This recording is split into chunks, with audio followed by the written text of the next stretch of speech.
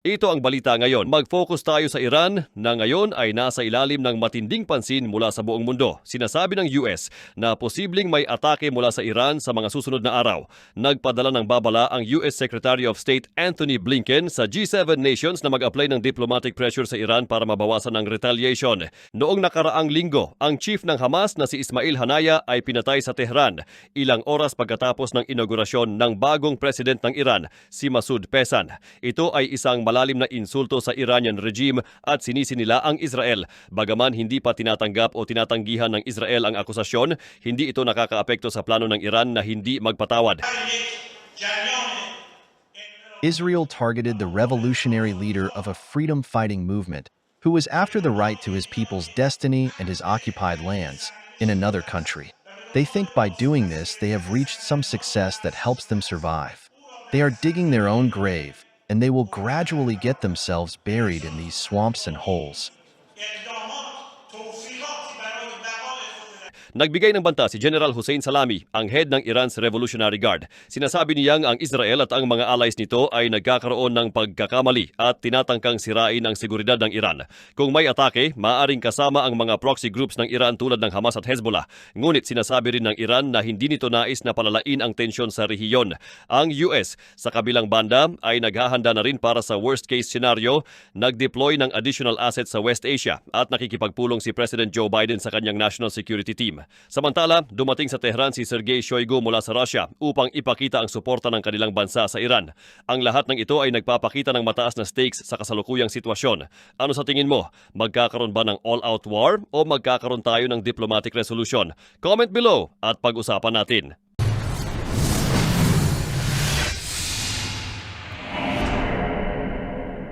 Sa ibang balita naman, ang sitwasyon sa UK, kung saan nagkakaroon ng malalaking kaguluhan. Nagkakaroon ng riot sa iba't ibang parte ng bansa tulad ng Belfast, Liverpool, Sunderland at Bristol.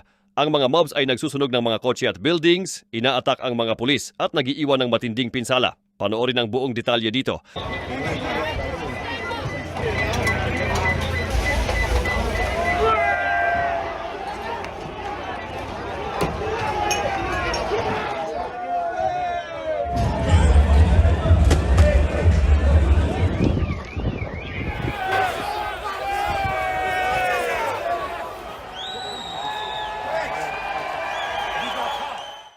Ang bagong Prime Minister ng UK, si Keir Starmer, ay may malaking krisis na hinaharap. Nagsagawa siya ng isang Cobra meeting kung saan nagtitipon ang mga ministro, civil servants, police at intelligence officials para maghanap ng solusyon. Ang layunin niya, hanapin at parusahan ang mga rioters. People in this country have a right to be safe.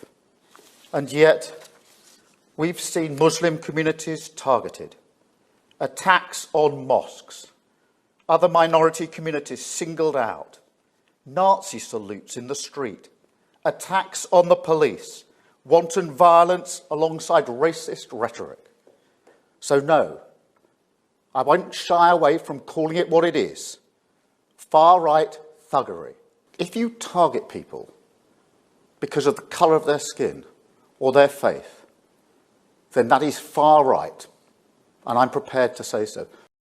Sabi ni Tama, ang mga tao sa bansang ito ay may karapatang maging ligtas. Ngunit nakikita natin ang mga Muslim communities na tinatarget, mga attacks sa moske at mga Nazi salutes kodo sa kalye. Hindi ako magdadalawang isip na tawagin ito kung ano talaga ito, far-right thuggery. Ang riots ay nagsimula matapos ang brutal na pag-atake ng isang 17 years old na batang lalaki sa Southport, kung saan 3 batang babae ang namatay at marami ang nasugatan. Dahil dito, kumalat ang maling impormasyon na ang attacker ay isang Muslim immigrant na naging dahilan ng mga kaguluhan. Habang nagsasagawa ng vigil para sa mga biktima, inatake ng mga tao ang isang moske sa Southport at mabilis na kumalat ang riots sa Manchester, Hartlepool, Sunderland, Liverpool, Blackpool, Bolton at Belfast. Kahapon, nakita natin ang mobs na inaatak ang 2 Holiday Inn Express hotels na ginagamit para sa mga asylum seekers. Ipinapakita ng mga riots na marami sa UK ang may galit sa mga immigrants at Muslims. Kahit na ang attacker ay isang British citizen na ipinanganak sa Wales, ang riots ay nagpatuloy dahil sa galit at puot sa mga Muslims at immigrants.